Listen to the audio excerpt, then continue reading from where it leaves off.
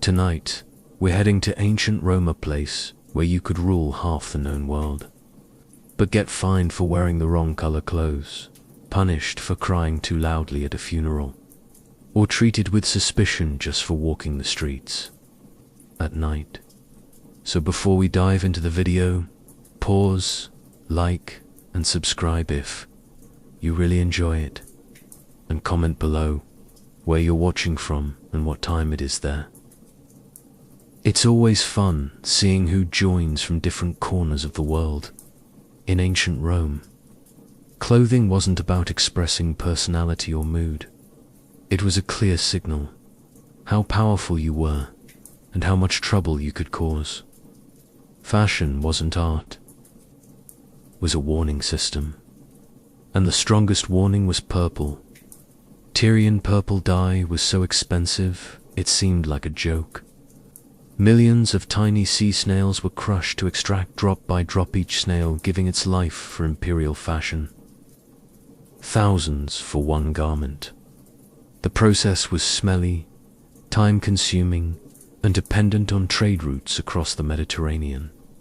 Wearing purple meant saying, "I have wealth you'll never recover from." Naturally, Rome imposed rules on the color.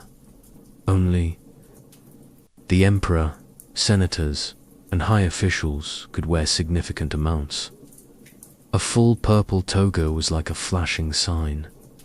I have power, you don't. It saved time, no debates or questions. The toga said it all. This person could jail your entire family. To modernize, it seems exaggerated, but to Romans, it was practical. Rome was vast, crowded, and chaotic. No uniforms, no ID cards. Visible signals were needed for instant social status.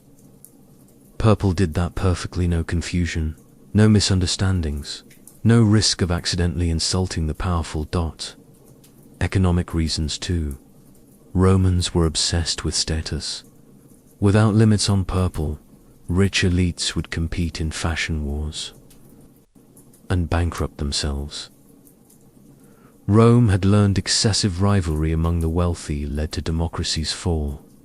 So restricting purple was the ancient version of calm down, or it'll end badly.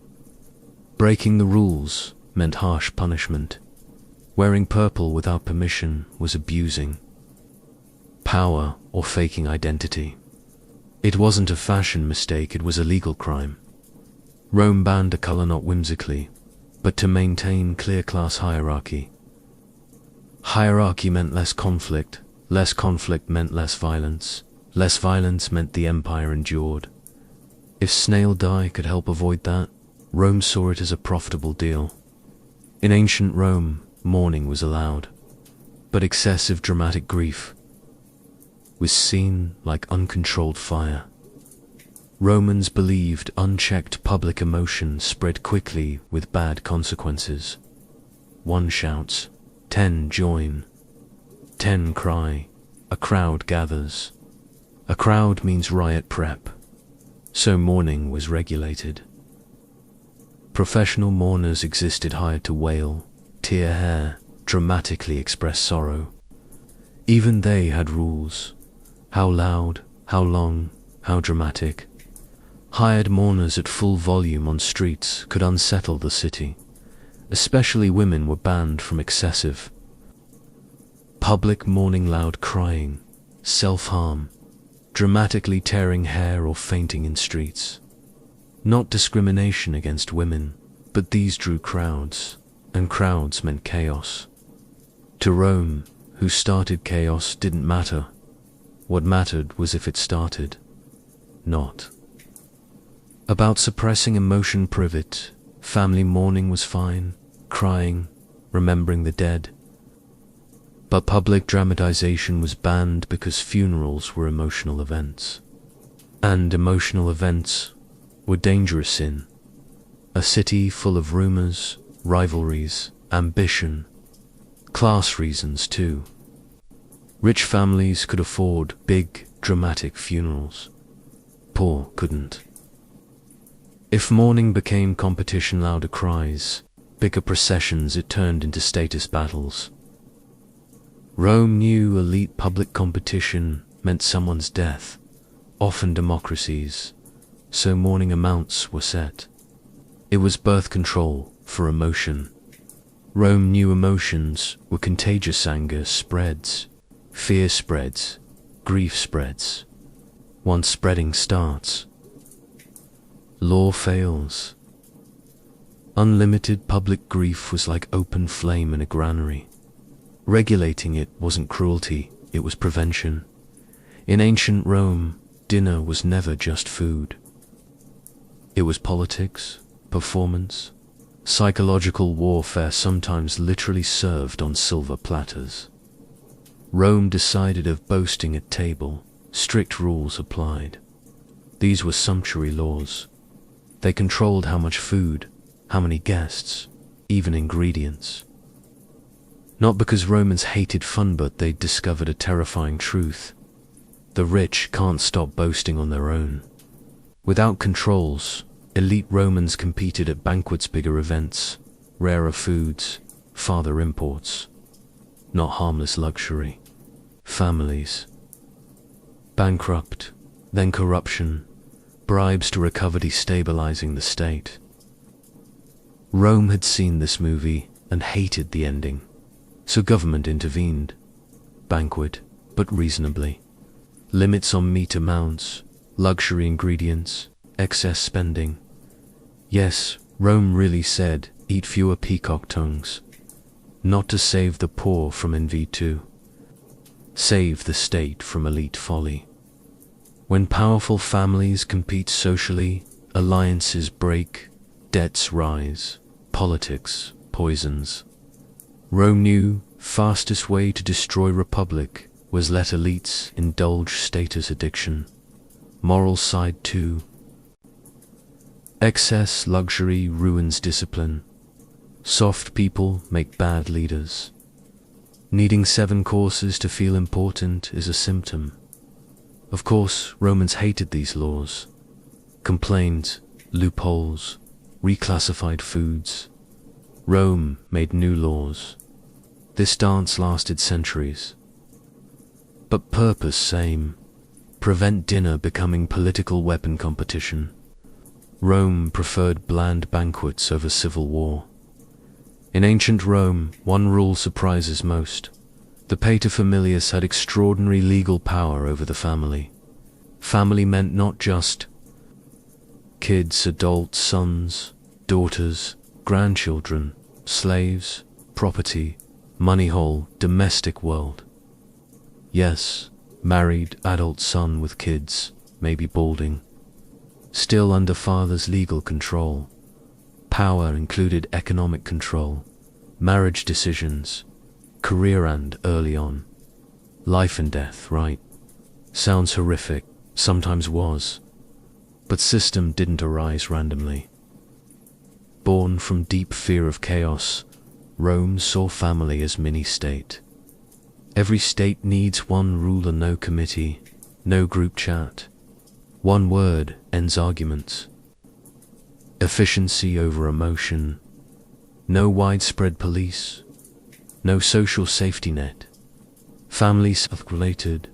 Father's power ensured. One accountable. Something wrong, debt, crime, scandal. Rome knew whose fault. Accountability over fairness. Often missed. Power. Cain with duty. Father responsible for everyone's debts, crimes, survival under his roof. Family ruined. No excuses. System reduced household rebellion, enforced unity, made family stable economic unit. Rome wanted not happy families, predictable ones. Over time, power softened, abuse socially condemned, but structure endured because it worked. Roman families stable, regularly producing soldiers, workers, heirs, taxpayers. That's all state needed. So yes, Roman fathers had terrifying power, not for cruelty, but fear of chaos. Between emotional comfort and social stability, Rome chose stability, then enshrined it in law. One of ancient Rome's achievements: public toilets, long stone benches with evenly spaced holes. No privacy, everyone side by side doing business and chatting. Not social failure, Roman efficiency. Of course, rules here too. Public latrines, regulated because, in a city over 1 million, sanitation was survival. Disease didn't knock, politely, invaded aggressively. Behavior rules. No lingering, no splashing, no rowdiness. Talk okay, but no drama. Rome wanted order, not performance. Most infamous, shared sponging stick dipped in salt water. Panic before. Remembering germ theory undiscovered. Salt water seemed clean enough. Few months in Rome, standards changed. Rules avoided chaos. Seat fight, lingering, turning into social club, caused crowds. Crowds meant filth. Filth, disease. Disease. Panic. Panic, instability. Rome disliked instability. Social side, too. Public latrines, temporarily equalized. Rich poor sit beside. Same task. Odd Roman equality expression. Rich and poor shared bench. Senator and shopkeeper. Rome liked it. Tremendous citizens' hierarchy existed, but all part of same system. Yes, even human waste regulated. Waste. Washing clothes. Agriculture. Stealing from latrines fined. Rome wasted nothing. To moderns, Roman toilets horrific. To Romans, infrastructure, marvel, flowing water, drainage, organization, rules. Rome didn't care about comfort. Cared citizens not die preventable diseases. So yes, ancient Rome regulated bathroom behavior. Not overreach without rules. Civilization stinks. In ancient Rome, night wasn't romantic or mysterious. No moonlit strolls. Night meant bad decisions on duty. After sunset, Rome became different city. Dim lights, cramped buildings, fire spread easy. Criminals active. Political plots loved darkness, like mosquitoes, open skin. So Rome did what it always did, saw danger, assumed you guilty until morning. Proved innocent. Night streets meant suspicion. Guards patrolled, questioned people. No good reason out at night. Rome assumed planning, crime, or already done. Not paranoia, experience. Most fires, night lamps, torches, indoors. Most thefts, night shops. Closed streets empty. Most murders, assaults, secret meetings, night, fewer witnesses, shadows, allies.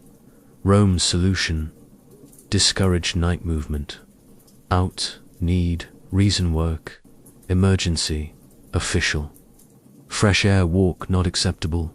Night watch, powerful. Resisting, bad idea. Rome. Willing, inconvenience, innocence. Unwilling, give criminals freedom. Recurring Roman theme: fire risk too. Rome burned often, terrifyingly often. Whole neighborhoods ash overnight. Reducing night movement, cut accidental fires. Easier identify culprits if fire started. Elites no exception. Senators, bodyguards, rich. Stayed home. Darkness equalized. Rome hated uncertainty. To moderns, oppressive. To Romans, rational. City huge, crowded, unstable, darkness, untrustworthy. Night unpredictable, Unpredictability, Rome's greatest enemy. So yes, nightwalkers suspected, not hating freedom, but uncomfortable truth. Most disasters don't announce, happen silently in dark. Rome preferred rude over surprised. In ancient Rome, suicide wasn't automatically illegal, surprising, but illegal, dying without proper paperwork. Rome many things, not place for impulsive self-end. Roman citizen wanting suicide. Formal application to authorities with reasons. Illness, unbearable shame, intolerable pain. Honor laws acceptable. Bad weak not, to modern ears, cruel. 2. Rome, administrative common sense. Every citizen tied duties. Family depended, debts involved. Inheritance through them. Political alliances relied. Sudden death, especially self-inflicted, caused chaos, legal tangles, inheritance disputes, angry creditors, confused heirs, sometimes violence. Rome hated death more than chaos, requiring applications separated impulsive from permanent decisions. Many rejected not prolonged suffering, but Rome knew overwhelmed people make terrible choices. Wait for approval meant delay. Delay thinking time. Thinking saved many lives. Legal incentives too. Unauthorized suicide. State could seize property. Family lost inheritance. Debts unpaid. Rome, clear. Irresponsible death. Financial rudeness. Approved suicide. Dignified. Property protected. Family punishment free.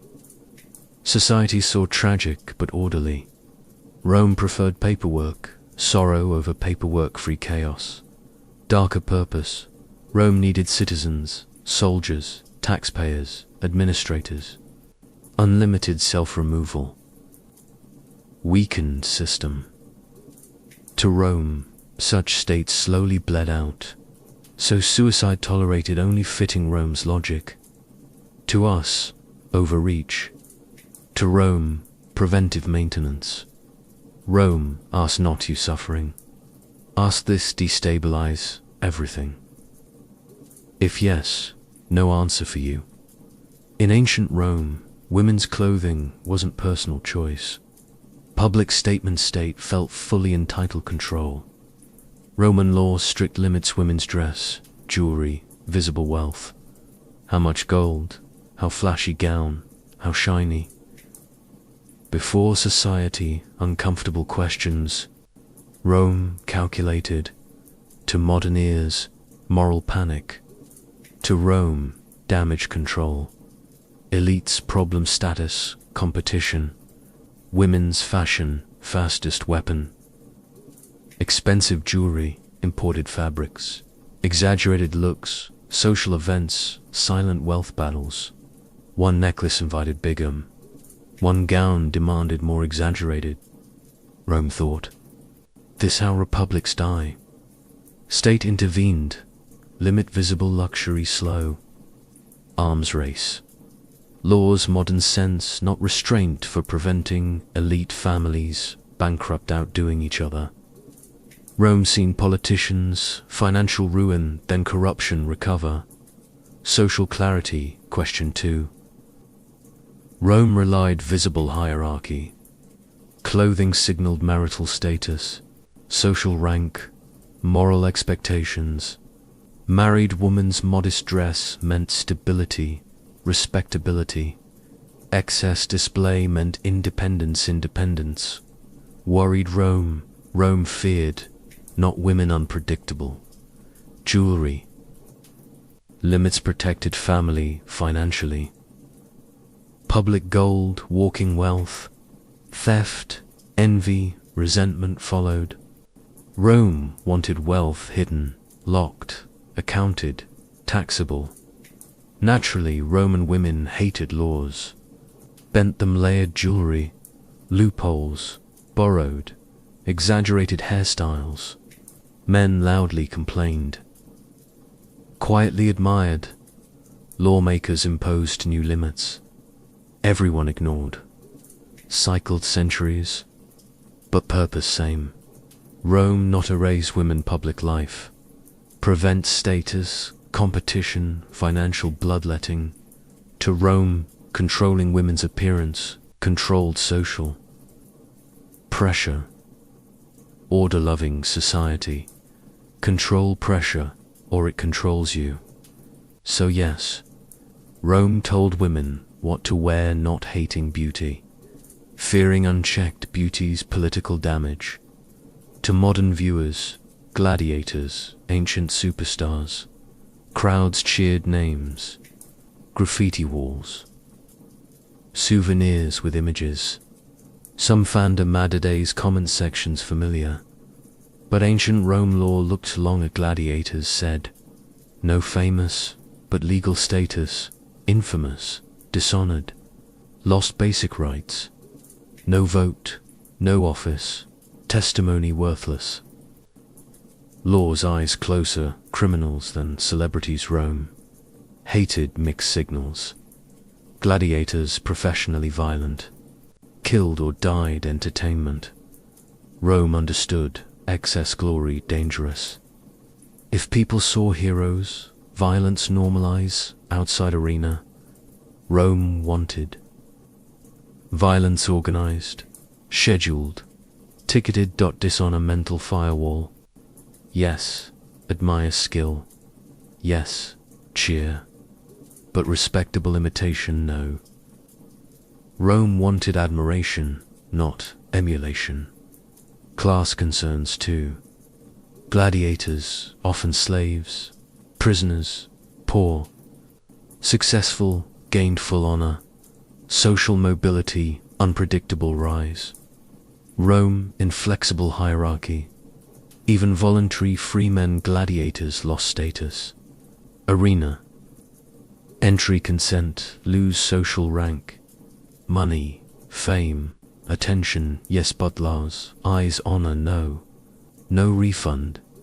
Deterred ambitious youth, abandon army civic career for arena glamour. Rome needed soldiers, administrators, more sword-wielding influencers. Yet contradiction remained. Romans loved gladiators, fantasized, gossiped, collected sweat, cosmetics true. Rome just prevented admiration, power. So gladiators odd limbo crowd. Favorites, law rejects, famous, untouchable, celebrated, restricted. Rome understood uncomfortable truth. Glorify spectacle. Spectacle eventually rules. Rome never let helmet trident man run state. In ancient Rome, religion never personal belief. Public safety system, fail God's contract share. Rome saw spiritual mistake as negligence hazard. Romans believed God's relationship transaction. Proper rituals, God's maintain order.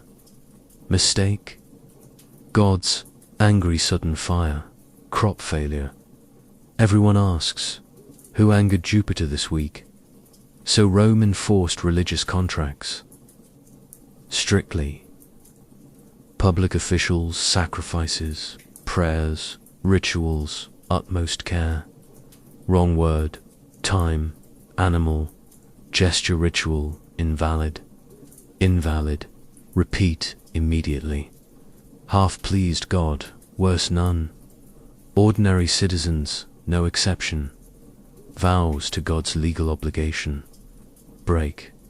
Fine. Shame, punishment. To Rome not superstition risk management. No meteorologists, epidemiologists, disaster forecasts. Something wrong. Divine displeasure, rational explanation. Explanation, divine anger. Urgent action. System political too. Religion, united people, common rituals. Created predictability. Everyone knew festival when, sacrifice meaning, bad event. Someone skipped protocol, investigate.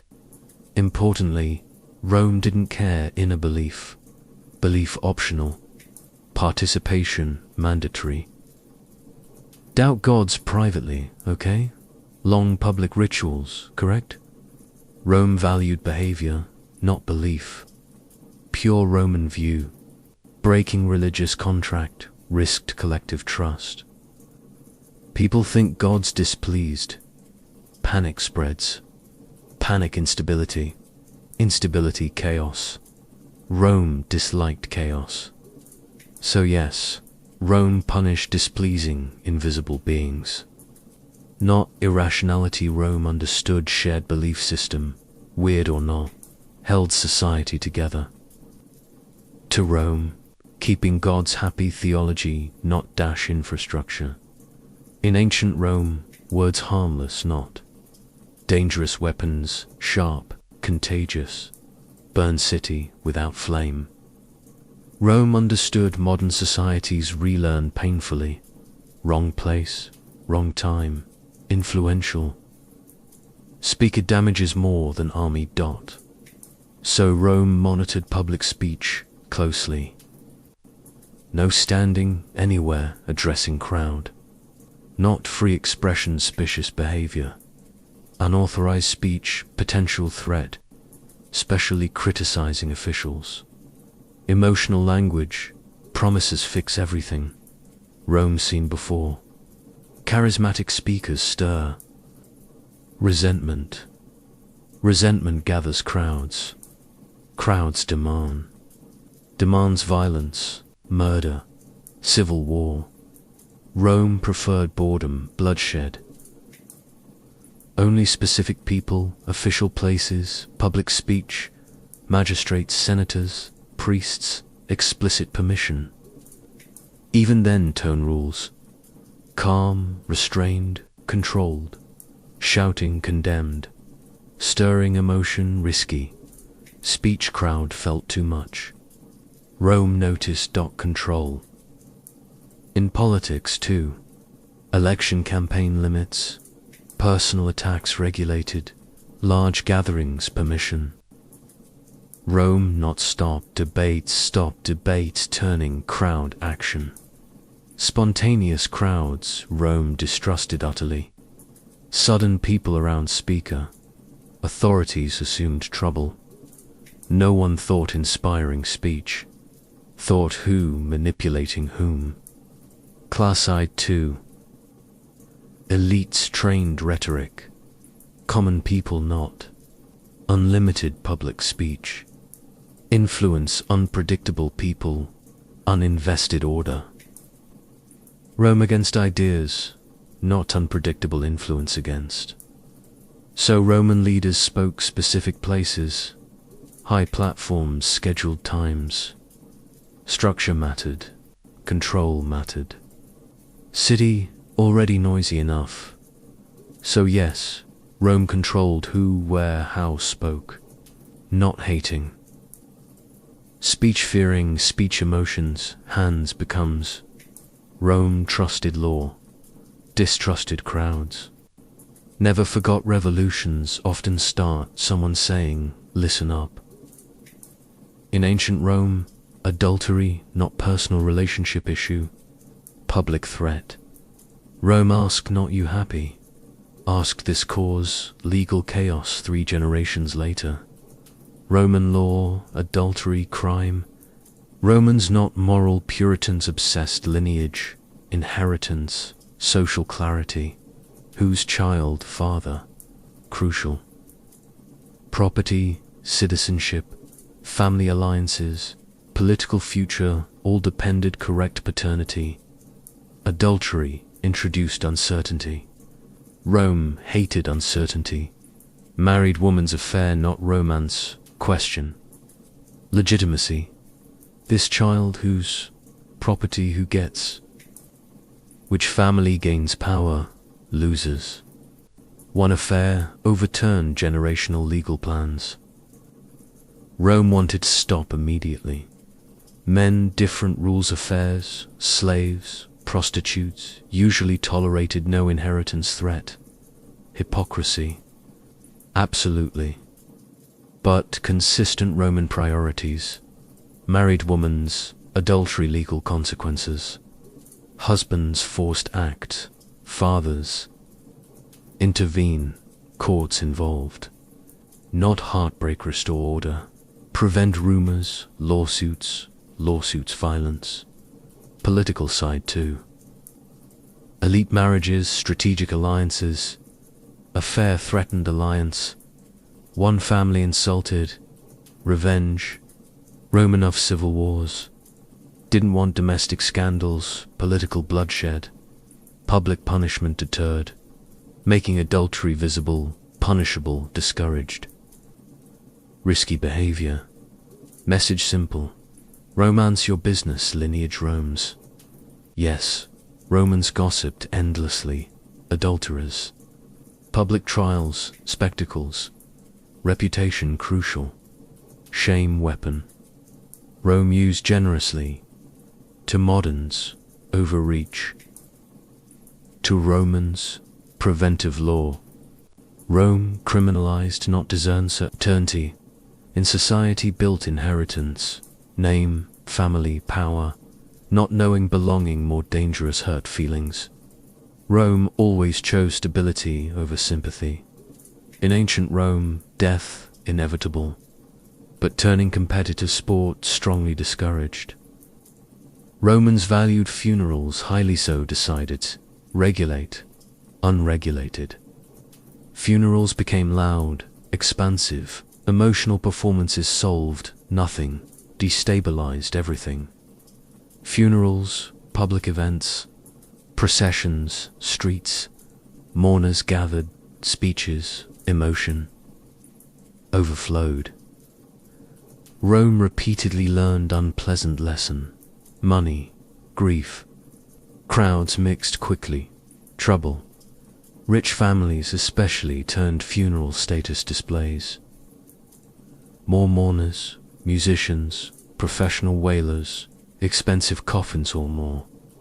Dead not honored, living families, props, social competition, needed calm down.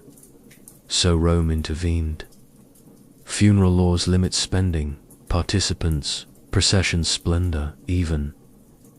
Gold, buried dead, not disrespect, dead, prevent grief, political drama, economic concerns too. Excess spending, bankrupt families. Debt, resentment.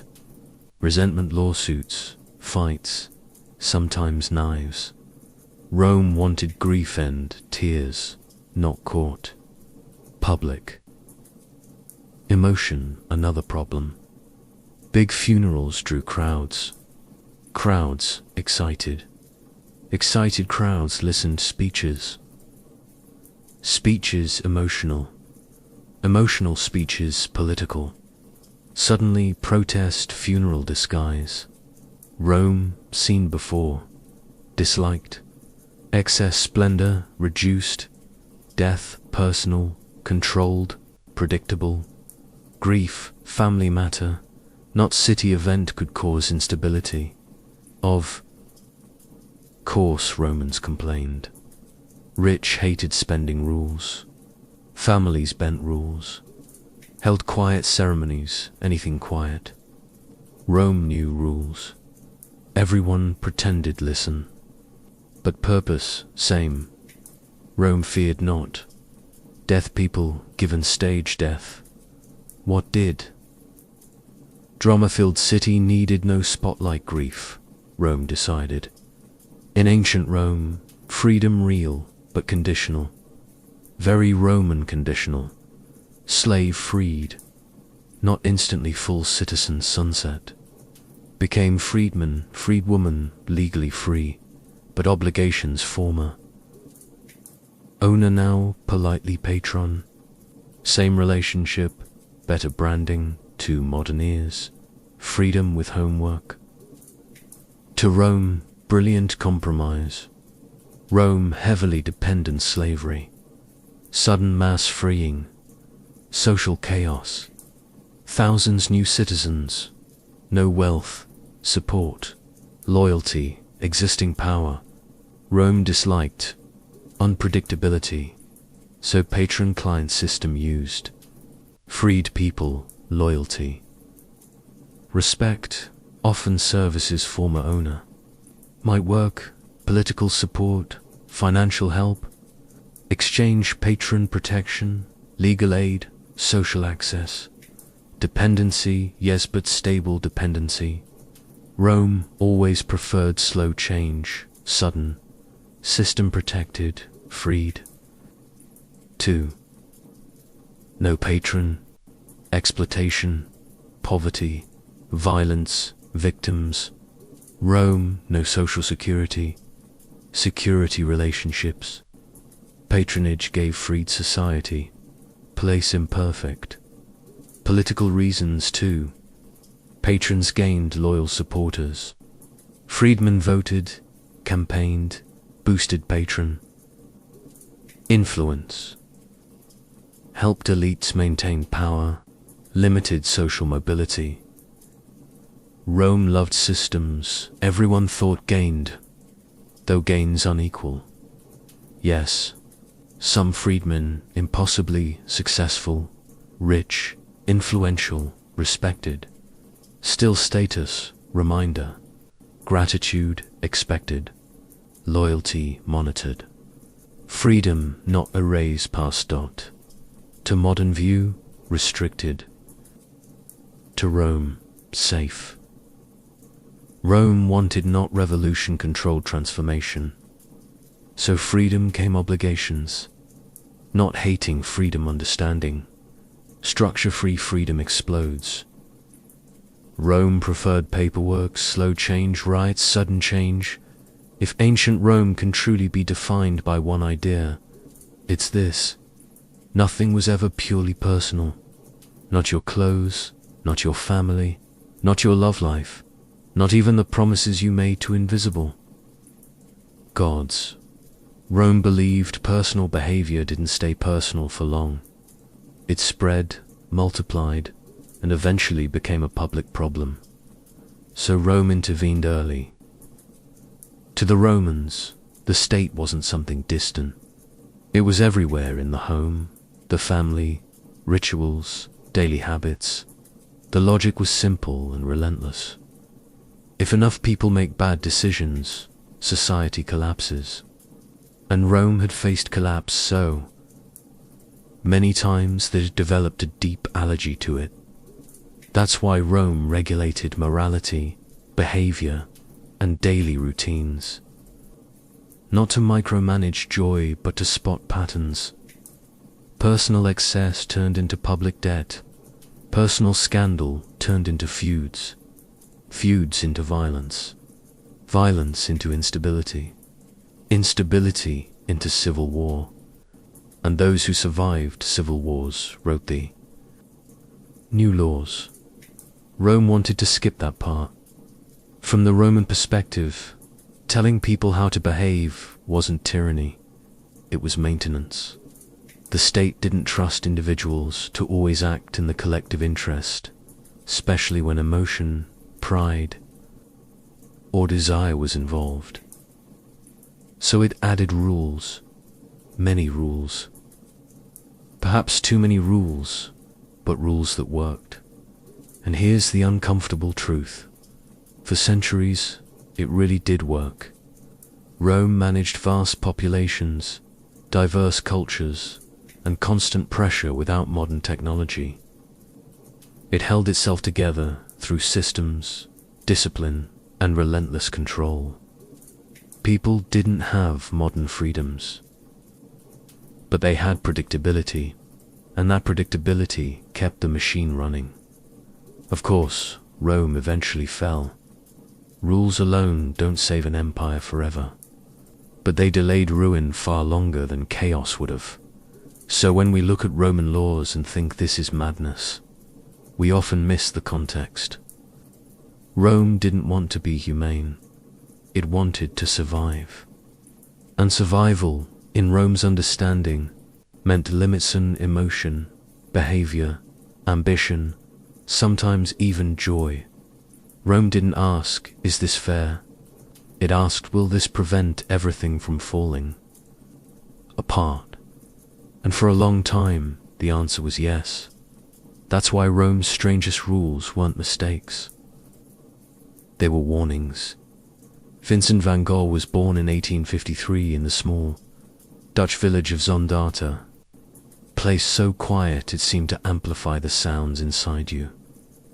He came into the world exactly 1 year after a brother who was stillborn, also named Vincenta. Facts that silently haunted his sense of identity for the rest of his life. From childhood, he grew up with this uneasy awareness that he was, in some way, a replacement.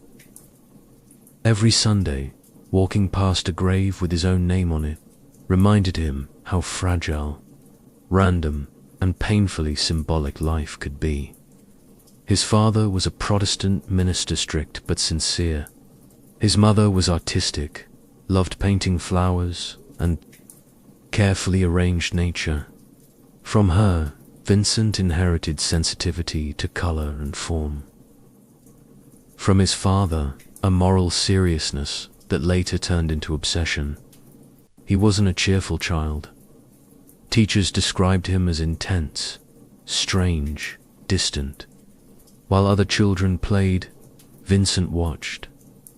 He observed people the way many observed the weather, silently. Trying to discern patterns, school didn't suit him. He drifted from place to place, unable to settle, growing increasingly isolated. Social rules seemed artificial to him, like poorly written instructions everyone else pretended to understand. He wanted meaning, purpose, something absolute. When he spoke, he often said too much. When he felt too deeply. This combination didn't make him popular. In late adolescence, Vincent began working at the art dealership, Goupil and Company. Ironically, he sold paintings long before he ever painted one himself. At first, he was skilled, even promising. But again, intensity upset the balance. He despised art buyers, felt disgusted by commerce, believed art should be sacred, not bought and sold like furniture. He lectured clients. Management was not pleased. In letters to his brother Theo during these years, you see a man at war with himself. Vincent wanted to be useful, important, to serve something higher, God, humanity. Truth. He tried religion, teaching, preaching to minors, giving away clothes, sleeping on the floor in martyr-like practice. Each attempt ended the same way: rejection, failure, silence. By his 30s, Vincent was broke, unemployed, mentally exhausted. Yet beneath the failures, something restless was sharpening. He hadn't yet firmly gripped a brush, but the hunger was there. The need to make the inner storm visible. The quiet village that once confined him had, without knowing it, shaped a man who would later make the whole world feel his unrest. When Vincent van Gogh was nearing 30, failure had become a familiar companion. Religion, teaching, moral dedicational paths quietly closed their doors in his face.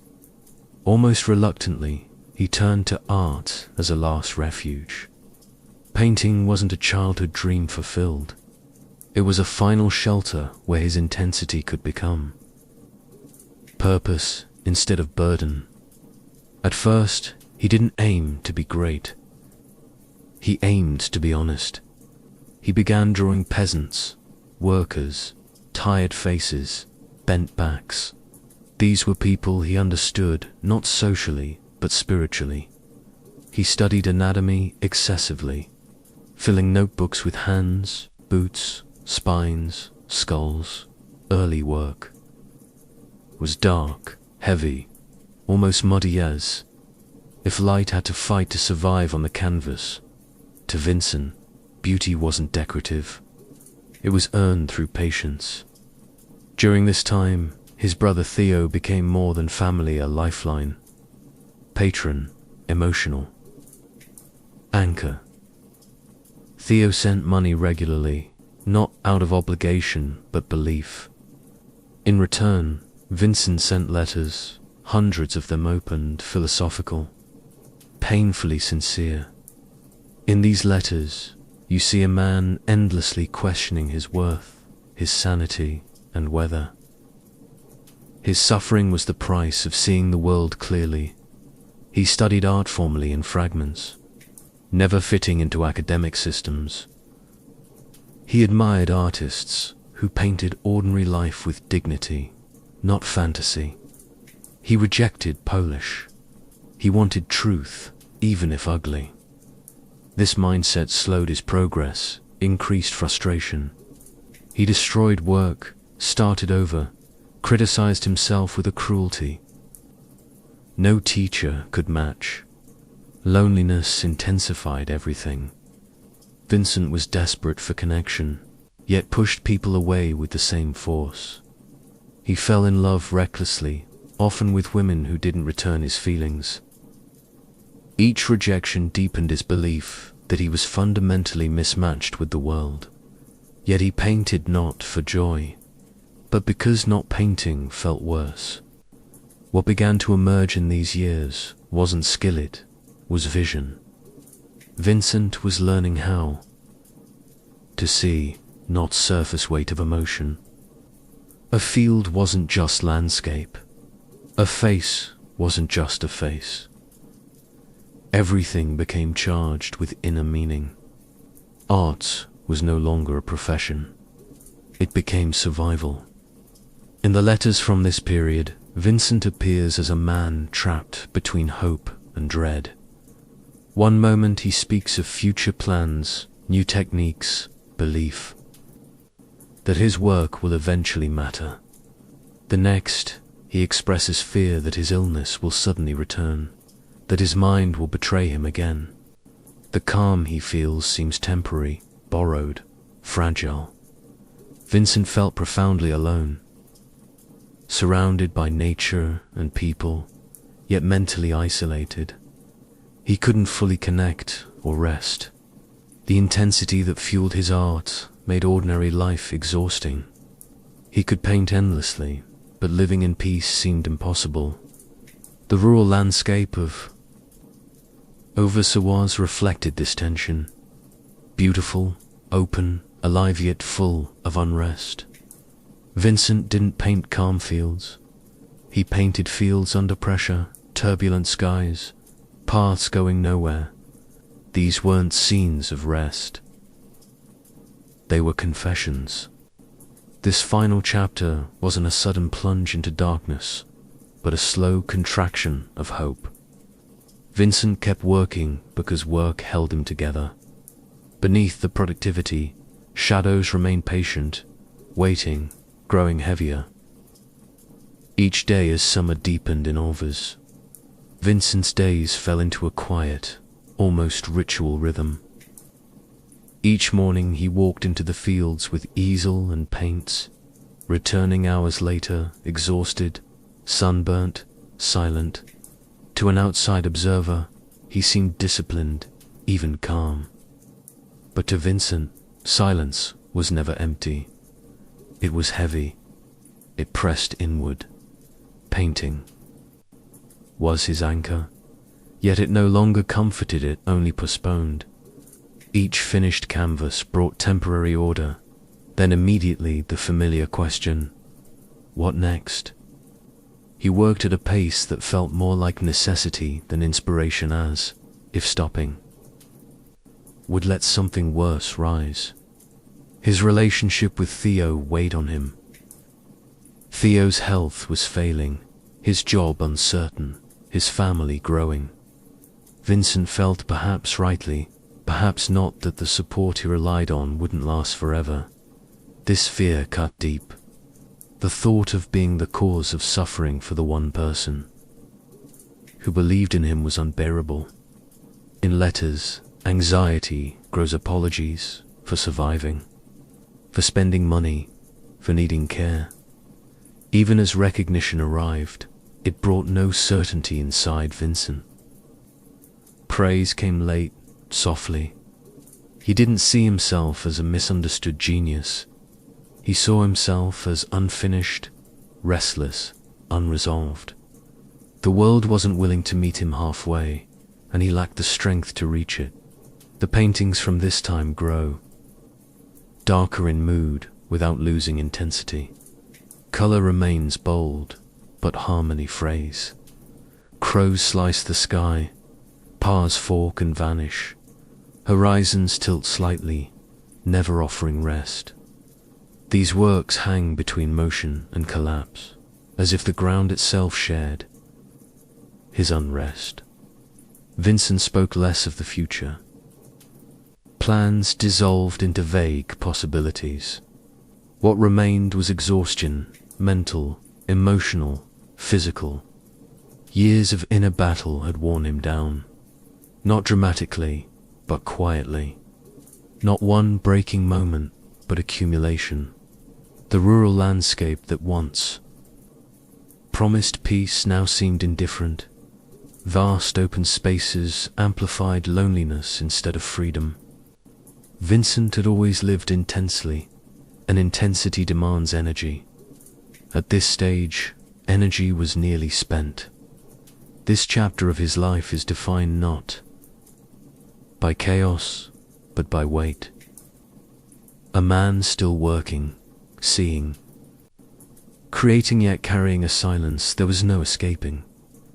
In late July 1890, Vincent's life contracted to its final, fragile form. The days were warm, wheat fields high and restless in the wind. From the outside, there was no dramatic announcement of the end, no public breakdown, no final manifesto. Vincent continued his routine, walking, painting, returning home. Yet inside, something had silently reached its limit. One afternoon, Vincent walked alone into the fields. With him, as always, his equipment. But this time, painting wasn't enough. What happened was an impulsive madness. It was a weary man's negotiated decision after years of pain. He shot himself in the chest. The wound wasn't immediately fatal. Incredibly, Vincent walked back to his lodging. He collapsed into bed, bleeding, conscious, calm. When asked, he spoke little. No anger, no dramatic explanation, just acceptance. Theo was summoned immediately. Theo arrived to find his brother weak but lucid. Over the next 2 days, they spoke in low voices. Vincent expressed no regret. Instead, he spoke with clarity, even relief. He told Theo the sadness would never end. The words weren't dramatic, they were surrender. Trying to live with intensity in a world that demands moderation, he was tired. Theo stayed by his side until Vincent faded. On the morning of July 29th, at age 37, Vincent van Gogh died. His final moments weren't violent. They were gentle, intimate, heartbreakingly human. What followed was smaller, simple funeral, a handful of mourners. His coffin was covered in sunflowers, the flower he painted with such devotion. His paintings, now priceless, were propped haphazardly against walls. To the world, his death passed almost unnoticed. To Theo, it was unbearable. He lost not just a brother, but a purpose.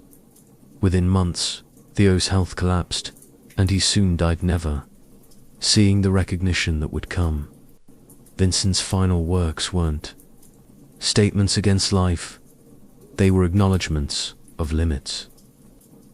He had given everything, mind, body, peace to make inner truth visible. When there was nothing left to give, he stopped. The fields remained, the paintings remained. Vincent did not. When Vincent van Gogh died, the world barely noticed. He left behind no wealth, no fame, no sense of triumph. His paintings hadn't sold, his name was unknown. His life seen as wrapped in failure and tragedy, yet death silenced him but freed his work from the burden of explanation. What remained on canvas could now speak without interference. Theo's widow, Johanna, quietly began the work Vincent himself could never do. She preserved letters, organized paintings, firmly believed the world had arrived late for him. Exhibitions followed. Critics looked again, then closer. What they found wasn't madness purpose, not chaos precision of emotion. Vincent's art doesn't comfort, it recognizes. Viewers see themselves in his stormy skies, lonely figures, urgent brushstrokes. He painted things not as they appear, and feeling doesn't expire like fashion. Over time, Van Gogh became more than paintings a symbol, a mirror for the misunderstood, the sensitive, the relentless. His life story was simplified into myth: the tormented genius, the ear, the madness. But his work resisted simplification. The paintings remained disciplined, purposeful, deeply controlled. Suffering didn't create them. Commitment did. Ironically, the recognition Vincent craved arrived in excess. His work became among the most valuable and revered in history. Museums filled, books multiplied. Letters are read like scripture. Yet in this posthumous success lies a quiet cruelty. Validation came when he no longer needed it. What endures isn't tragic honesty. Vincent never painted to impress, he painted to survive. He gave visible form to emotions too hard to name. Longing, despair, hope, and the unbearable intensity of being alive. That's why his work still feels immediate, close. Vincent van Gogh found no peace in life, but he left a language for those still searching. His legacy isn't that suffering births greatness, but that uncompromising pursuit of truth leaves a mark that outlives its maker. The man quietly vanished. The voice grew louder across generations. Before jazz had a name, before it had rules, before it was written down or argued over, New Orleans had already made it inevitable. This wasn't a city that politely waited for culture. It absorbed it, mixed it, reshaped it in the heat. Sound was everywhere, not as entertainment, but as atmosphere. Music was as ordinary as timidity. At the turn of the 20th century, New Orleans wasn't like other American cities. French, Spanish, African, Caribbean, American influences layered over one another, never fully melting. Languages blended, religions overlapped, traditions collided daily. The result wasn't harmony in the classical sense. Friction creates heat. Heat creates motion. In the city, music wasn't confined to concert halls. It lived in the streets. Brass bands marched through neighborhoods for weddings, funerals, parades, sometimes all in the same week. In churches, you heard hymns shaped by African calandrous bonds. At docks, work songs. In dance halls, late-night rhythms. There was no clear line between sacred and profane. Everything fed everything else. One of the most important places was Congo Square, where enslaved and free black people gathered on Sundays to dance. Drum, preserve rhythmic traditions that weren't supposed to survive. These weren't performances. They were preserved memory, rhythm, passed body to body, generation to generation, when language and homeland had been taken. At the same time, European musical traditions brought structure, harmony, notation, instruments, formal training. Marching bands played with precise formation. Grand works were staged in opera houses. Conservatory-trained musicians lived blocks away from ear-trained street players. In New Orleans, these worlds didn't stay separate. They listened to each other. Crucially, the city didn't demand purity. You could borrow, bend, distort, reconcile. Mistakes were tolerated. Improvisation wasn't failure, it was expected. Here, music was something to do, not something to perfect. Jazz didn't begin as rebellion or movement. It rose quietly like humidity from warm ground. New Orleans didn't invent jazz on purpose. It simply created an environment where it couldn't not exist. Jazz's soul formed long before the first trumpet note was bent. Its first heartbeat came from people who had everything taken except rhythm. Enslaved Africans brought musical traditions that couldn't be erased. Polyrhythm, caland response, movement directly tied to sound. Even under oppression, music survived because it adapted. It lowered when needed, became collective when solitude was dangerous. Most of it became emotional truth in sound. In New Orleans, sorrow didn't stay quiet. Work songs rose from docks and fields, keeping time, giving voice to exhaustion and endurance. Spirituals blended African music with Christian imagery, lifting sorrow upward. These weren't songs to impress. They were songs to hold people together. Rhythm became structure. Repetition became reassurance. Unlike most of the United States, New Orleans allowed some musical practices to survive openly. Black musicians played publicly in parades, funerals, social gatherings. Music followed people from birth to grave. Funerals themselves were musical journeys. Slow, mournful rhythm to the grave, joyful, defiant tempo on the return. Death didn't end the music. It sharpened it. Blues also began taking shape here. Not yet a formal genre, emotional vocabulary. Bent notes, vocal slides, unresolved tension expressing what words couldn't. Pain wasn't hidden. It was shaped, stretched, released. This emotional honesty would become jazz's defining trait. Importantly, these traditions were never static. Musicians constantly listened to European harmony drifting from opera houses, Caribbean rhythms arriving at ports. They borrowed freely. A hymn could become a dance tune. A march could loosen, become quirky, alive. Rigid tempos began to soften. Spaces appeared between beats. Music began to breathe. Improvisation grew naturally from this environment. When life is unpredictable, rigid repetition means less.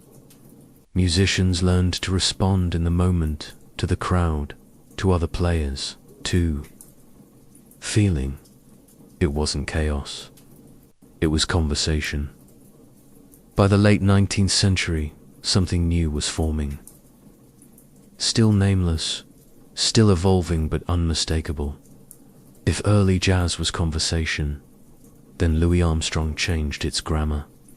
Born into deep poverty in New Orleans, Armstrong's childhood was marked by instability, violence, and hunger.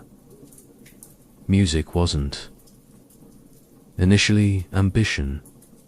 It was chance survival. After a childhood incident, he was sent to a reform school where he first learned to play cornet. What began as discipline quickly became destiny. Armstrong absorbed the city's sounds the way others learn. Language, brass bands, street parades, listening to older players who taught by example, not lecture.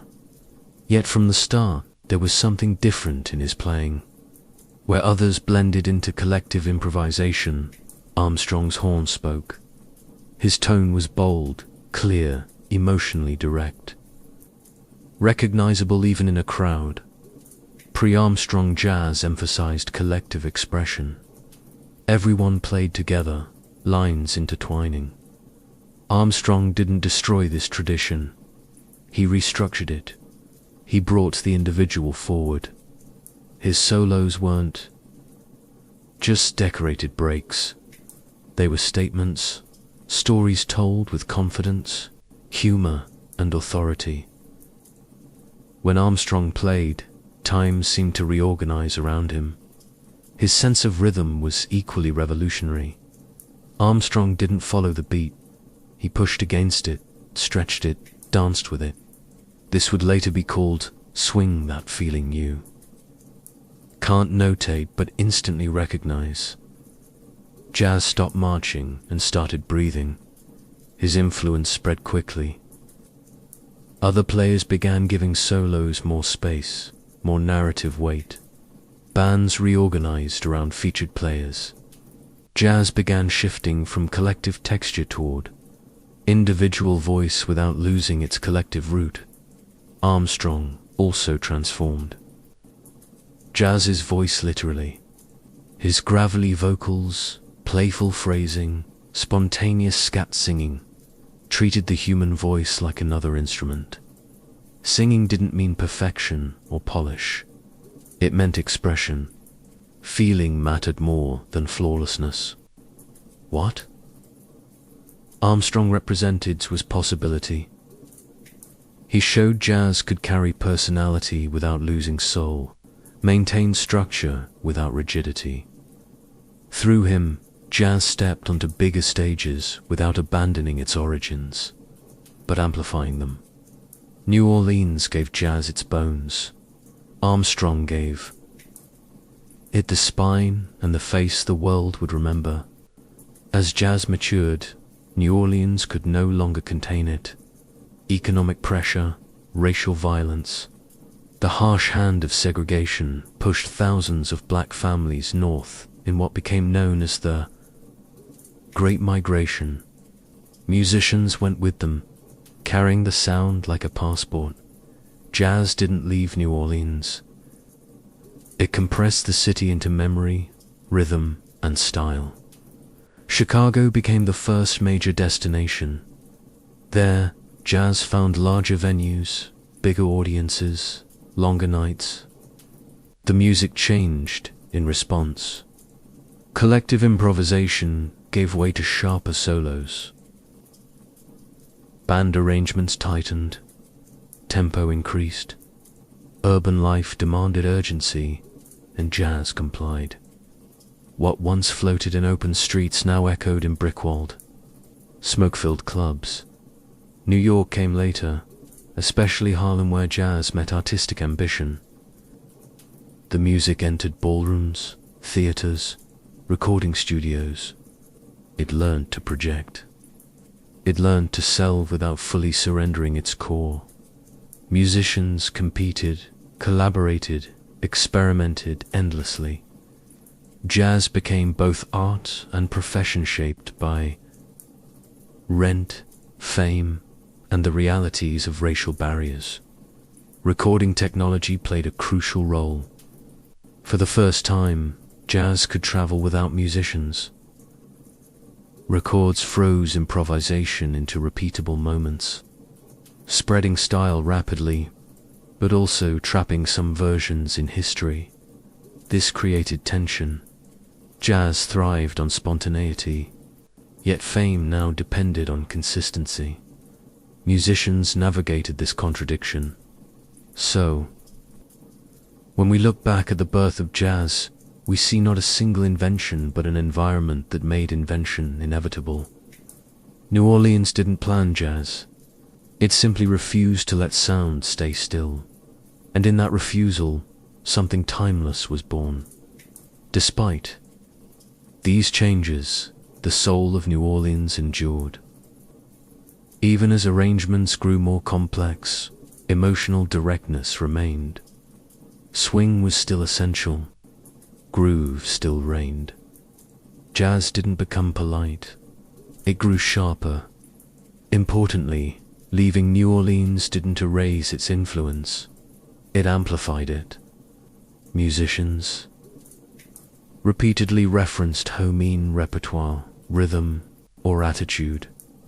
The city became a legendary originer benchmark, against which all new developments were measured. The spread of jazz proved a fundamental truth. It wasn't a local curiosity.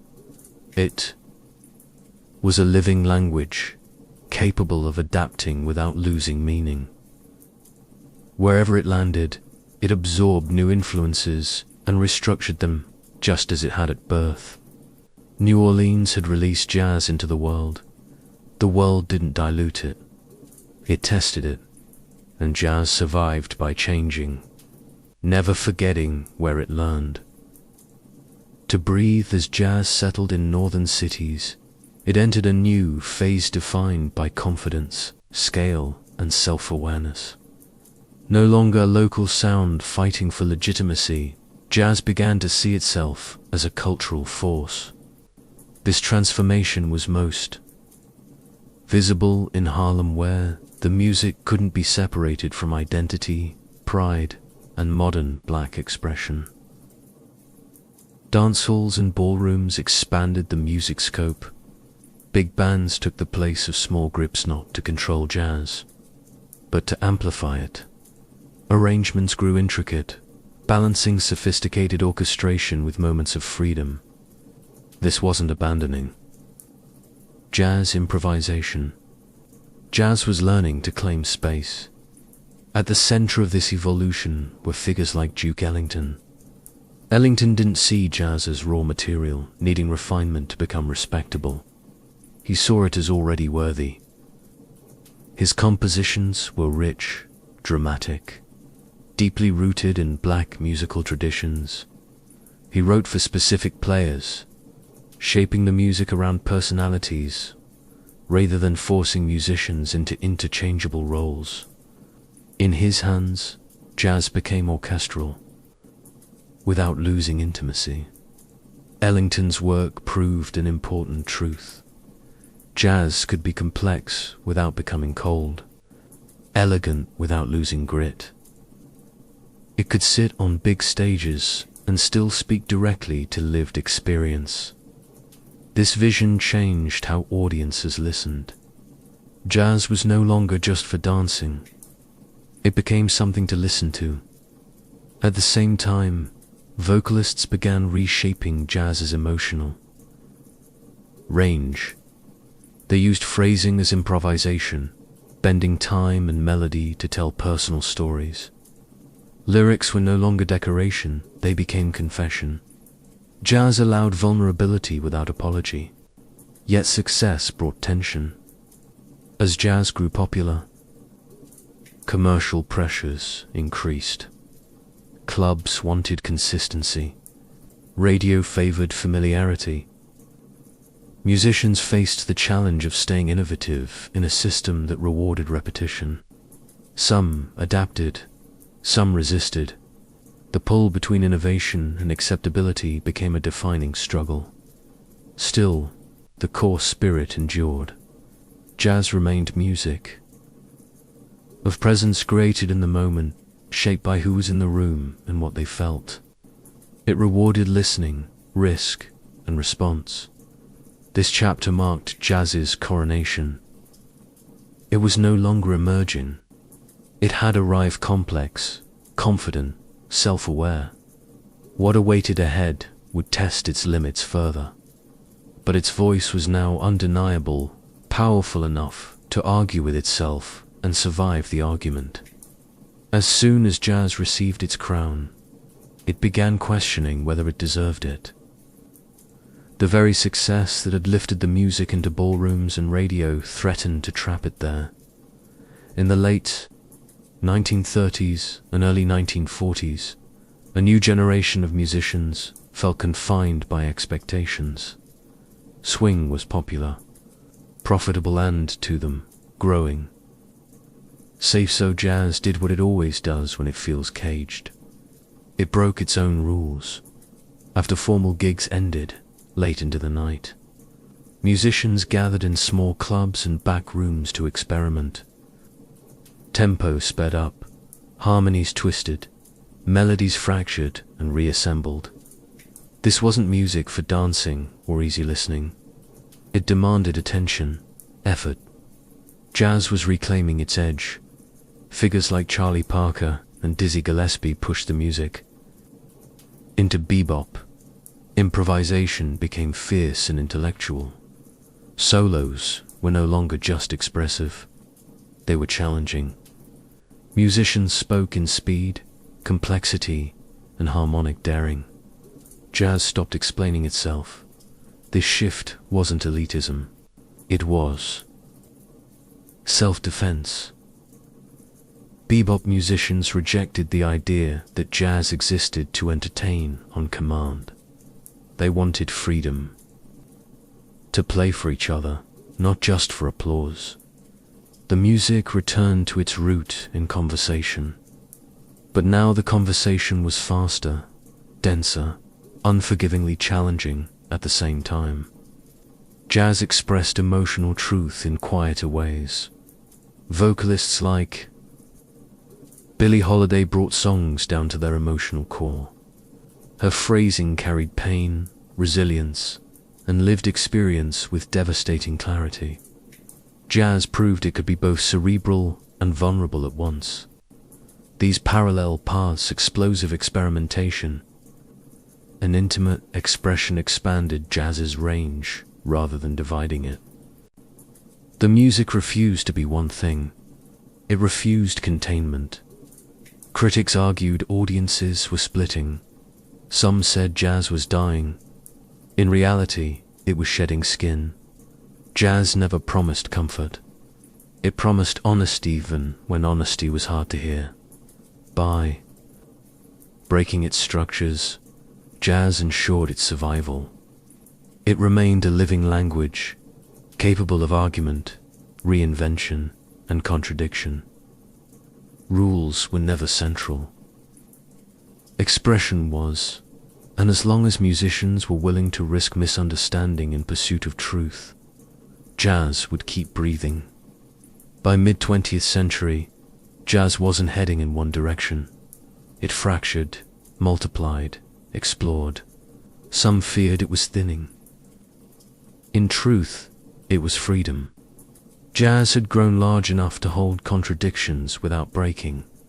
One central figure of this era was Miles Davis, who defined himself not in one sound, but in relentless reinvention.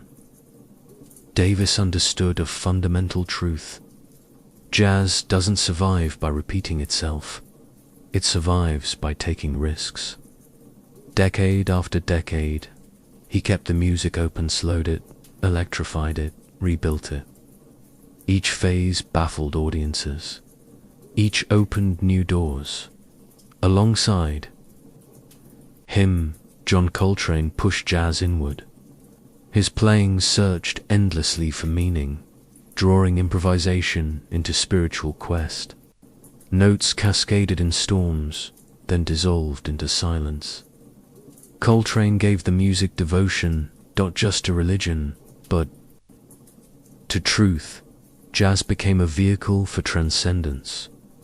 Others explored space, texture, and freedom. Some rejected fixed harmony entirely. Some fused jazz with funk, rock, and global traditions. Purists complained. Innovators listened forward. Jazz always absorbed its surroundings. Now the surroundings were the world. What unified these diverse paths wasn't style method. jazz still relied on listening, responding, and presence.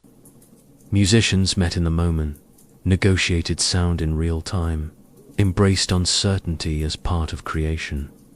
Even the most experimental forms remained rooted in conversation. Importantly, jazz became a language of resistance. In a world shaped by segregation, political unrest, and cultural upheaval, improvisation itself carried meaning. Playing freely was claiming humanity. Bending structure was questioning authority. Jazz didn't shout slogans. It embodied protest. Through form, at this stage, jazz could no longer be contained in any one place. New Orleans, Chicago, Harlem, and everywhere musicians dared to make it their own. The origin could still be heard, but the future was open. Jazz became more than sound, a way of thinking, a way of responding to pressure with creation rather than destruction. The path ahead wouldn't be simple or unified, but unity was never jazz's promise. Its promise was motion, restless, searching, alive. Jazz began in a specific place, among specific people, under specific pressures, but it was never the property of one era.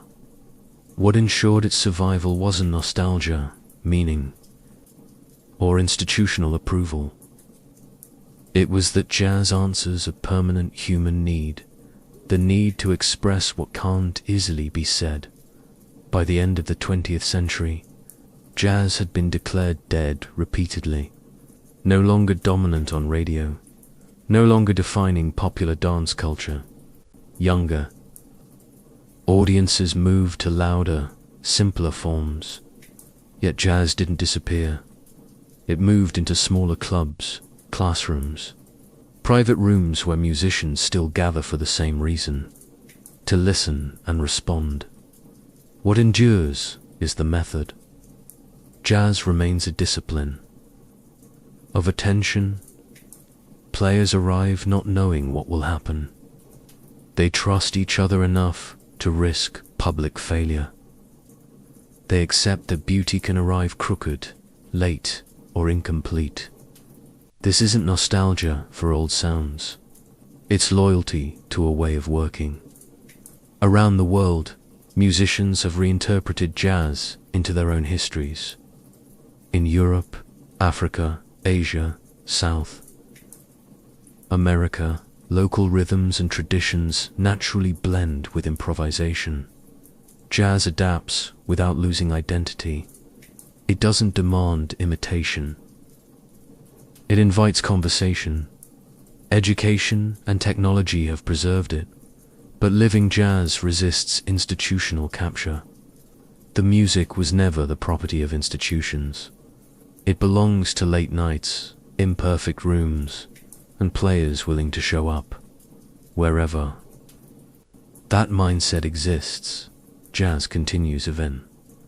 If it no longer sounds like New Orleans, Harlem, or Chicago.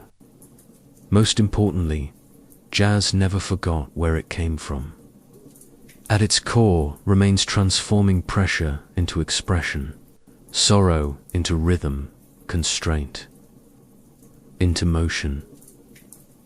That lineage connects modern players to Congo Square, to second-line funerals, to horns answering grief with sound. Jazz never promised ease. It promised honesty. It asks both musician and listener to stay awake, to feel complexity without simplifying. That demand has kept it alive. Jazz's birth wasn't a moment. It's a pattern, one that continues whenever someone listens deeply, responds truthfully, and refuses silence. The city gave it breath. History tested it. Jazz endures, not as relic but as a living way of being human. In the early 1790s, the United States stood in an uncomfortable place between revolution and reality. Independence had been won, but stability hadn't arrived. The Constitution was new on paper, its promises untested, authority uncertain. To many Americans, especially far from coastal cities, the federal government felt more like a toothy question mark than a protector. This uncertainty was sharpest on Pennsylvania's western frontier. There, life was hard, isolated, relentlessly physical. Roads were little more than muddy trails. Markets were distant. Cash was scarce.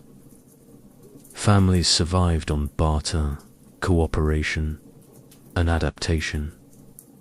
Federal officials were rarely seen, but their decisions were deeply felt.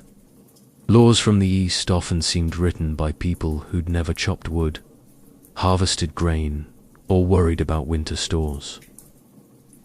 To these frontier farmers, memories of British rule were still fresh. Taxes imposed from afar had once sparked revolution. Standing armies had once symbolized tyranny. Central authority, however noble its intentions, carried echoes of oppression. Independence hadn't erased that fear. It had sharpened it. Meanwhile, the federal government struggled to prove it could function at all. War debt was crushing. Credit was fragile. Foreign powers watched, closely searching for weakness. Leaders in Philadelphia believed that if the new government couldn't enforce its own laws, the entire democratic experiment could collapse. Authority had to be visible. Compliance had to be learned. This created dangerous tension. To federal officials, order meant survival. To frontier residents, order felt like control. The same constitution that promised liberty had also granted the power to tax and enforce. Whether that power would be used wisely remained an open question. The United States wasn't yet a settled nation. It was a work in progress stitched together from compromises, ambitions, and fears. The Whiskey Rebellion became the first real moment when theory collided with reality.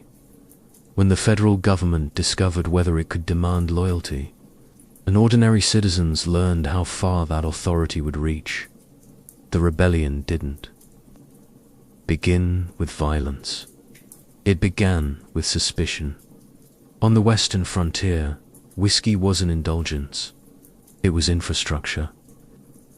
In a region where cash was scarce and transportation unreliable, distilled spirits solved problems the government hadn't even acknowledged. Grain was bulky, heavy, perishable. Whiskey was compact, durable, valuable, converting corn or rye into. Spirits wasn't luxury, it was efficiency. To frontier farmers, whiskey functioned as money. It paid wages, settled debts, bought tools. With banks distant and currency rare, one barrel of whiskey could power an entire local economy. It was also safer to transport. On rough mountain roads, hauling raw grain could wipe out a year's profit. Whiskey made value portable by horseback. There was a social dimension too. Whiskey was woven into daily life, shared at barn raisings, funerals, communal gatherings, used in medicine, offered in hospitality, relied on through long winters. Taxing whiskey wasn't trimming excess, it was reaching directly into the rhythm of survival. Eastern lawmakers saw it differently. To them, whiskey was like any other commodity, taxable, measurable, convenient. They lived near ports, markets, currency-based trade. Their distillers operated on large scale, fees easily collected. The frontiers small. Scattered producers saw themselves targeted by a system that ignored geography and hardship. The tax structure itself fueled resentment. It favored Eastern Large distillers who produced at scale and could easily pay flat fees. Western small farmers produced seasonally, sold locally, paid more per gallon, felt more pain. Equality existed in theory, not effect. Enforcement made it worse. Federal tax collectors became symbols of intrusion.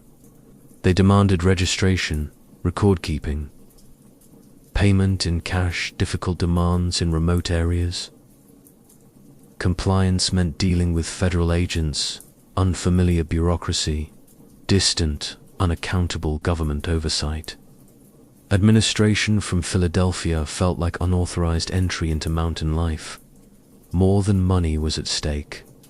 Whiskey symbolized independence. Distilling kept farmers economically self-reliant, independent of distant markets. Attacking it threatened that autonomy. It suggested the federal government could reach into any corner of life and extract value on its terms. This wasn't abstract ideology. It was practical fear. If whiskey today, what tomorrow? Land, labor, survival itself. By the time protests began, resentment was already simmering. This wasn't about drinking or defiance. It was belief that the new democracy was veering toward the same mistakes as the old empire. Distant authority, unequal burdens, laws written by those who'd never feel their weight. Whiskey mattered because life depended on it. The whiskey tax didn't arrive by accident. It was deliberately, strategically crafted by Alexander Hamilton as part of a grand vision for the new democracy.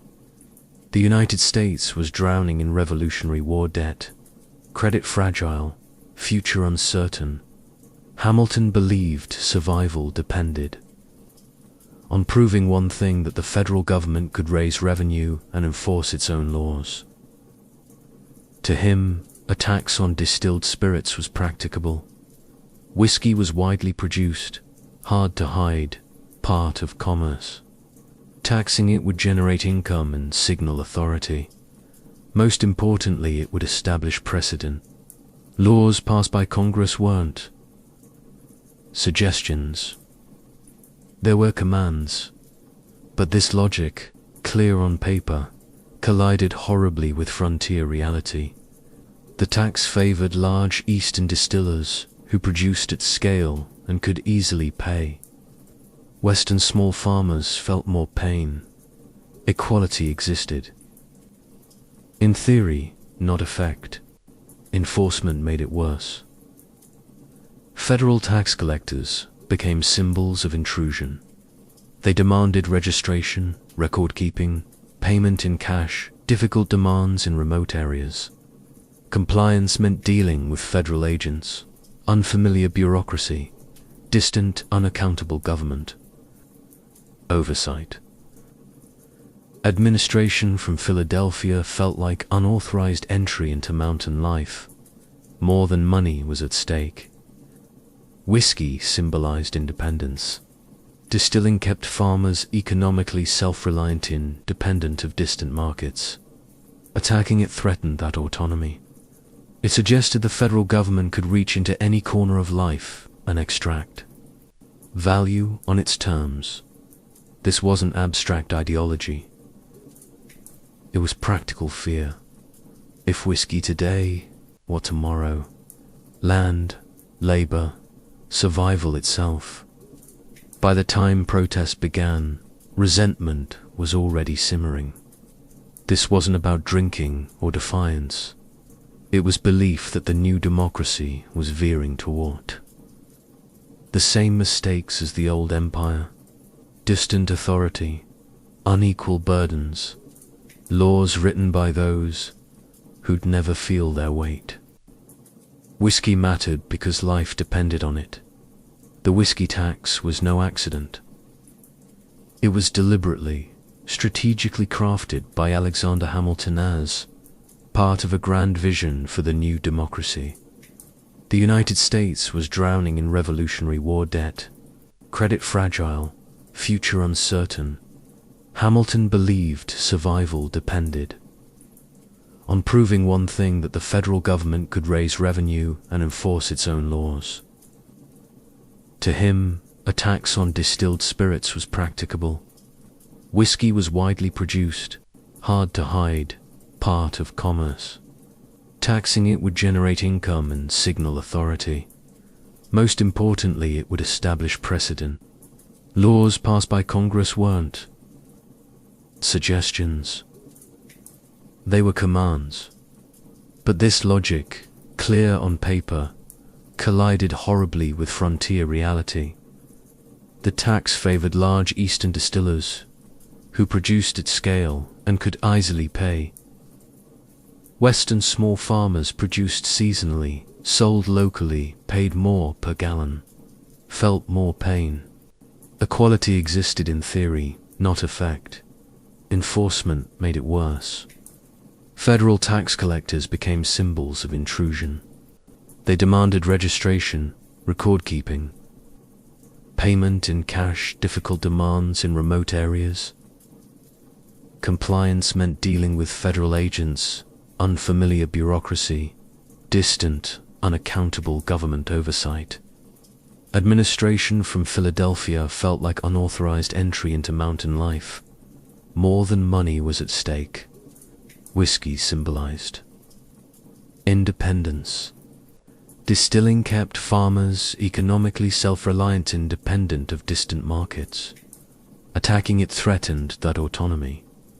It suggested the federal government could reach into any corner of life and extract value on its terms. This wasn't abstract ideology. It was practical fear. If whiskey today, what tomorrow? Land, labor, survival itself. By the time protests began, resentment was already simmering. This wasn't about drinking or defiance. It was belief that the new democracy was veering toward the same mistakes as the old empire. Distant authority, unequal burdens, laws written by those who'd never feel their weight. Whiskey mattered because life depended on it. By 1793, resistance in western Pennsylvania had moved beyond complaints to organized opposition. From petitions and refusing to register stills, it evolved into coordinated defiance. Meetings in taverns and fields. Committees formed, rhetoric sharpened. The whiskey tax was illegitimate. This idea spread faster than federal notices. Tax collectors became visible symbols of the land, therefore targets. Some were driven from office, others attacked, stripped, or publicly humiliated. Federal court summons ignored. Attempts to serve warrants met with crowds. Law was no longer debated, it was challenged. The most dramatic moment came in the summer of 1794, when Federal Marshal David Lennox attempted to serve writs on tax resistors. Armed men, gunfire, open threats. Soon after, Tax Inspector John Neville's home was attacked and burned. Shots exchanged. One man died. The rebellion crossed a line there was no returning from. Rumors outran truth. Some rebels spoke of independence from federal authority. Liberty poles raised echoes of revolutionary symbols. Whiskey rebels framed their cause as continuation of resistance to tyranny. In their minds, the government had betrayed the frontier to Eastern elites and financial interests. Meanwhile, leaders in Philadelphia watched with growing alarm. This was no longer about tax collection. It was a test of sovereignty. If armed resistance could nullify federal law, then the Constitution was merely a contract lasting until inconvenience. The situation placed President George Washington in an impossible position. He was the hero of the Revolution, symbol of restraint and democratic virtue, but now the chief executive of a new government that had never yet used force to assert authority. Whatever he chose would define the limits of federal power. Attempts at negotiation were made, commissioners sent west, amnesty offered for compliance. Some accepted, many didn't. Resistance remained strong, organized, visible. The rebellion now posed a clear question. Could the United States survive if law was optional when inconvenient? Or would proven enforcement even of unpopular laws show that government was real? The answer would come not in speeches or letters. It would come in the sound of boots on the ground. The decision that followed was unprecedented. For the first time in American history, the federal government used armed force against its own citizens to enforce its authority. And the man who would oversee that response was the one who had once led rebellion against an empire. George Washington himself. Washington didn't act quickly or lightly. He knew what was at stake. Sending troops against farmers could validate the very fears of tyranny the rebellion expressed. The new government as a softer version of the old empire, but allowing armed resistance to stand posed a greater danger. If the federal government retreated, it would invite anarchy. Other regions would follow. Law would become optional. Democracy would collapse before it fully formed. After exhausting negotiation, repeatedly warning, Washington invoked constitutional power to call up state militias.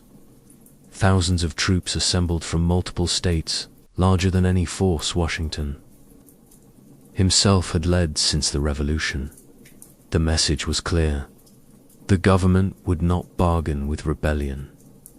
Washington made one more extraordinary choice. He didn't stay in the capital. He rode west himself to oversee the expedition. The only sitting president to lead troops in the field. This wasn't symbolic theater. It was a statement of legitimacy. The rebellion wasn't being suppressed by distant bureaucrats. It was being addressed by the embodiment of democracy itself. As the militia marched toward western Pennsylvania, resistance melted. The sheer size of the force stunned the rebels. Many fled. Others swore oaths of loyalty. The feared clash never fully materialized. No major battle, no heroic last stand. Federal authority arrived, not with chaos, but with overwhelming inevitability. Arrests were made, though relatively few. 2 men were convicted of treason, later pardoned. Washington wanted compliance, not bloodshed. The point had been made. Law would be obeyed, but the government would not indulge in vengeance. This moment redefined what power meant in the United States. The federal government proved it could act firmly without descending into tyranny. Authority didn't require cruelty, it required resolute will. The rebellion didn't end in dramatic violence, but in quiet capitulation. And in that silence, the lesson that laws passed by Congress would be enforced even when unpopular, even when resisted. Democracy took its first step from fragile experiment toward functioning state, when the militia marched home in rural areas. Fell quiet, the Whiskey Rebellion ended without the pomp of victory. No victory parades, no celebrations of restored order. What remained was uneasy peace and a nation grappling with what had happened. On paper, the federal government had decisively won. The tax remained, armed resistance crushed. The Constitution had been upheld, not ignored. To leaders in Philadelphia, this validated years of anxiety. Democracy had passed its first real test of pressure. It could make law and demand compliance when challenged. But on the frontier, the mood was different. Many farmers complied not from understanding, but because resistance now seemed pointless. The massive army's presence had settled the question of power, not justice. Resentment didn't vanish. It went underground. This ambivalence haunted the victory. The rebellion proved federal authority's strength, but also revealed how fragile public trust was. The government could compel obedience, but legitimacy required more. Laws needed to reflect lived reality, not just financial logic. Politically, the event sharpened emerging divisions in the new nation. Supporters of strong central government saw the outcome as necessary and stabilizing. Critics saw a warning centralized power could turn against ordinary citizens. The rebellion became a weapon for both sides, each claiming it proved their point. President Washington deeply understood this tension. Pardoning the convicted wasn't weakness, prudence. He wanted to close the chapter, not create martyrs. Force had made its point. Mercy would help the nation move forward. The whiskey tax remained unpopular and difficult to enforce. Compliance increased, but never enthusiastically. Eventually, political winds shifted. Under a new administration, the tax was repealed, not surrender to rebellion, but recognition that resistance had exposed its impracticality. This outcome mattered. The Whiskey Rebellion wasn't a story of government crushing dissent and moving on unchanged. It was conversation through tension, force, and retreat. Authority was asserted, then adjusted. The episode left a lesson that would echo through American history. Federal power could be real without being tyrannical. Enforcement didn't end debate. It reshaped it. The rebellion failed in its immediate goals, but it quietly succeeded in something else. It forced the new democracy to confront the distance between policy and people. Long after the last militia unit returned home, the true impact of the Whiskey Rebellion continued to unfold. Most important wasn't the tax itself or the few arrests, but the precedent it etched into American political life. The federal government clearly demonstrated both legal authority and practical power to enforce law across states. This was new.